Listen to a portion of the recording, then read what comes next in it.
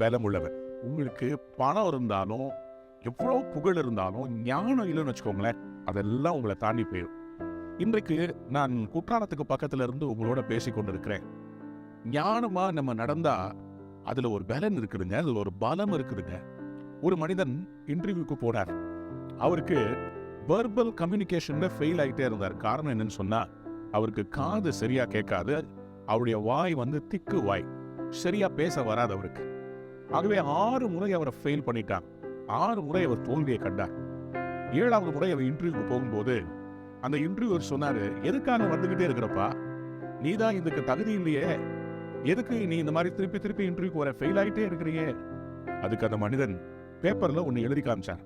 அவர் சொன்னாரு, ஐயா, உங்க அலுவலகத்துல நீங்க என்ன வேலை கொடுத்தாலும் நான் பேசாம வேலை செய்வேன், யார்கிட்டையும் புரளி பேச மாட்டேன், நான் உண்மையா இருப்பேன், ஏன்னா நான் ஒரு ஊமை அப்படின்னாராம். உடனே அவருக்கு வேலை கொடுத்துட்டாராம். காரணம் என்ன? ஞானமா பதில் சொன்னதுனால அவருக்கு அந்த வேலை கிடைச்சு. இன்னைக்கு உலகத்துல நீங்க வியாபாரம் பண்றீங்களோ படிக்கிறீங்களோ, ஞானம் இருந்தா உங்களுக்கு பலன் இருக்கு. நீதிமொழிகள் 24ஆம் அதிகாரம் 5ஆம் வசனம், ஞானம் உள்ளவன் பலம் உள்ளவன், அறிவுள்ளவன் தன் வல்லமையை அதிகரிக்க பண்ணுகிறான். Proverbs 24:5 says, he that is wise is strong, he that has knowledge is strong. உங்கள் வாழ்விலும் இந்த நாளில் நீங்கள் செய்கிற எந்த காரியமா இருந்தாலும் அதை ஞானமா செய்யுங்க, அதுல ஒரு பெரிய பலன் கிடைக்கும்.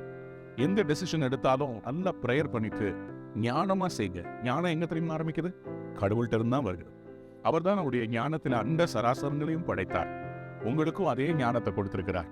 இன்றைக்கு உங்க வாழ்க்கையில ஞானமா நீங்க எடுக்கிற முடிவுகள் உங்களையும் உங்கள் பிள்ளைகளையும் ஆசீர்வதிக்க போகிறது. So this day, be wise and be strong and may God bless you abundantly. God bless you.